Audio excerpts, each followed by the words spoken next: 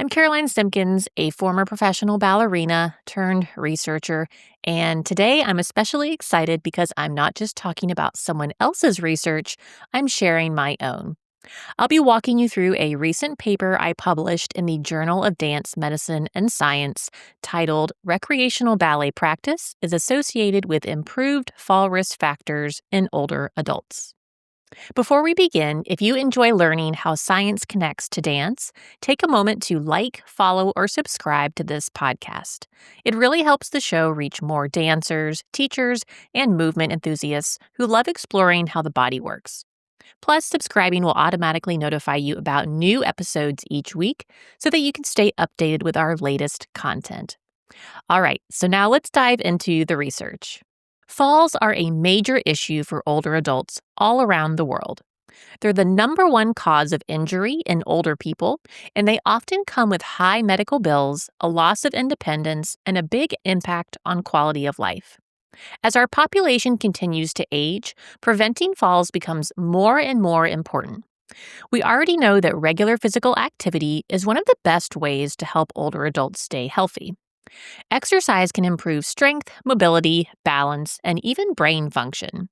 Programs like walking, strength training, or balance classes can reduce the risk of falling, but many older adults don't stick with them. In fact, about 60% of older Americans don't meet recommended physical activity guidelines. So the challenge isn't just finding exercises that work, it's finding ones that people actually enjoy and want to keep doing. That's where dance, and particularly ballet, comes in. Dance is appealing for many older adults because it's not just physical, it also engages the brain and provides social connection. You move your body, you learn new steps, and you're surrounded by a supportive group. Studies have shown that dance can improve strength, endurance, and balance, and it tends to have high satisfaction and low dropout rates. These benefits have been seen not only in healthy older adults, but also in people with conditions like Parkinson's disease. Classical ballet is especially interesting for older adults because it requires core control, whole body coordination, fluid movement, strength, and flexibility. A review of ballet research from 2020 found benefits in a variety of groups: children with movement challenges, professional dancers, and adults with neurological conditions. But there were no studies looking specifically at healthy older adults. That left a big gap in our understanding. What does ballet do for older adults who are living independently and taking community classes? A few recent studies started exploring this. One found improvements in balance and leg strength after 10 weeks of ballet classes for women aged 50 and up, though that study did not include a comparison group.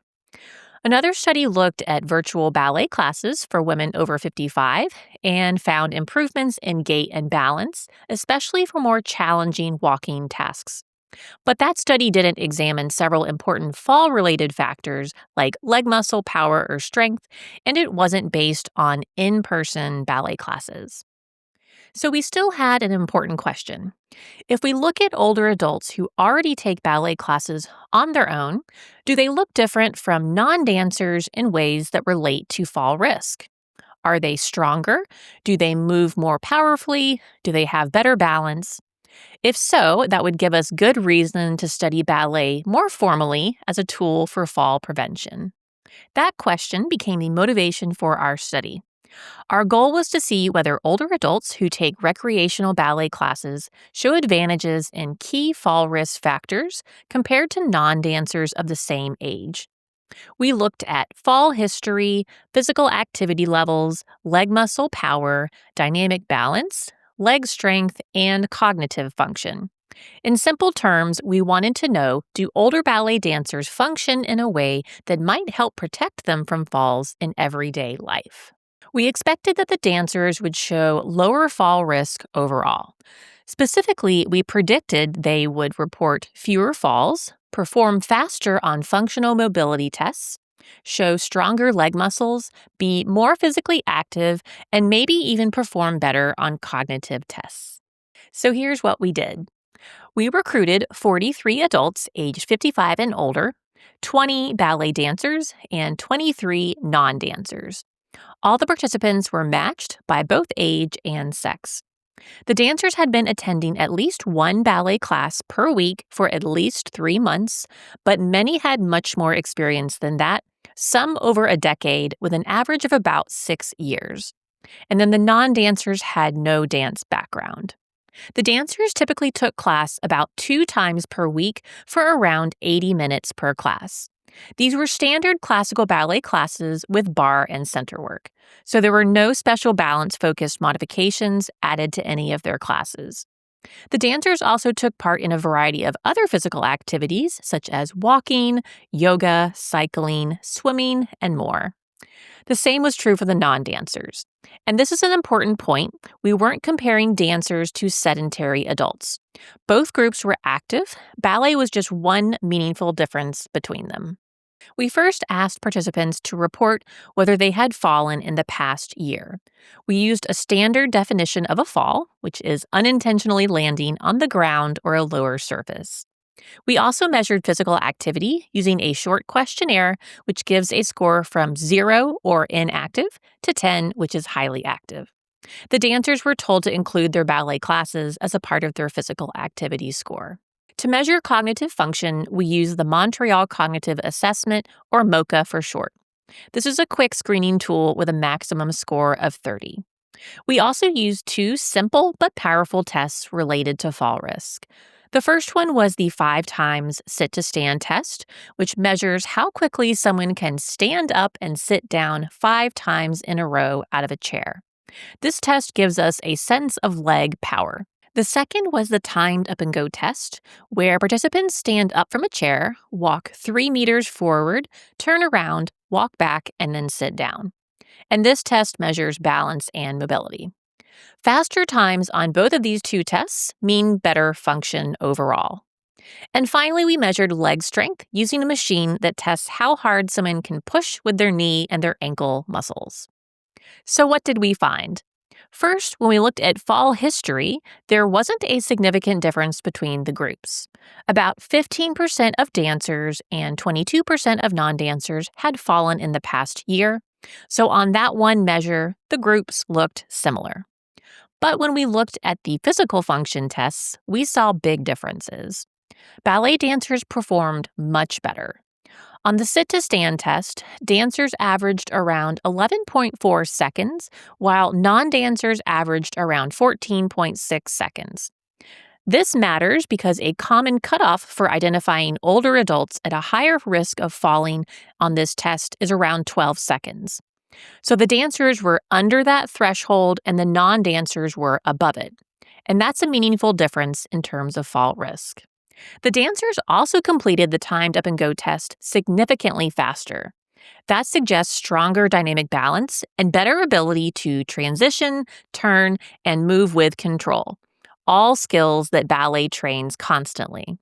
In terms of strength, the dancers had stronger knee and ankle muscles, both of which are essential for everyday tasks like standing up, climbing stairs, and catching yourself if you trip or slip.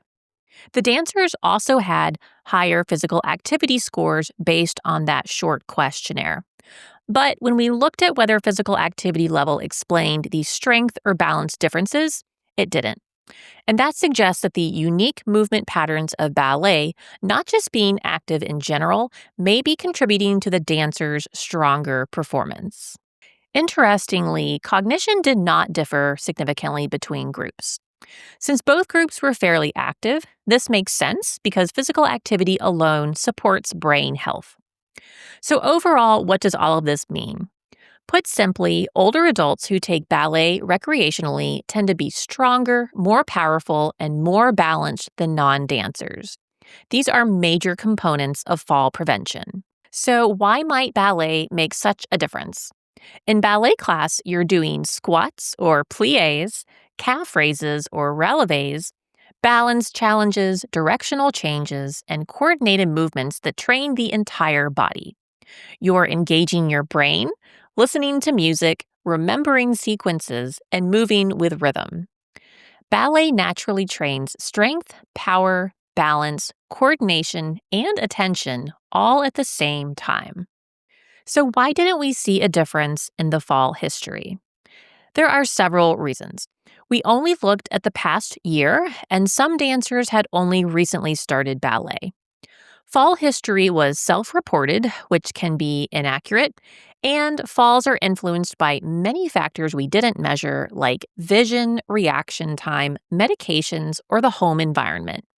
Still, the functional differences we found are strong indicators that ballet may support healthier aging and lower fall risk over time. This study does have limitations: small sample size, mostly female participants, and a lot of variety in the dancers' experience levels. But even with these limitations, the results suggest that ballet could be an enjoyable and effective way for older adults to stay strong and steady.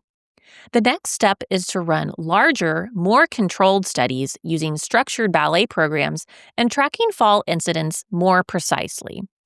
That would help us understand exactly how ballet can be used as a fall prevention strategy. In summary, our study shows that older adults who practice ballet, even casually, tend to perform better on key physical tests related to fall risk. Ballet may be a powerful and accessible tool for helping older adults maintain strength, balance, and confidence as they age. If you're an older adult curious about trying ballet, or a teacher wondering whether your adult ballet classes are offering meaningful health benefits, this research strongly suggests the answer is yes. And if you want to read the full publication, I'll include a link in the show notes. Thank you for joining me today for the Ballet Science Podcast. Whether you are a dancer, teacher, student, or simply curious about the mechanics behind movement, I appreciate you being here today. Each week, we'll explore the intersection of science and ballet, from injury prevention and biomechanics to nutrition, mindset, and everything in between.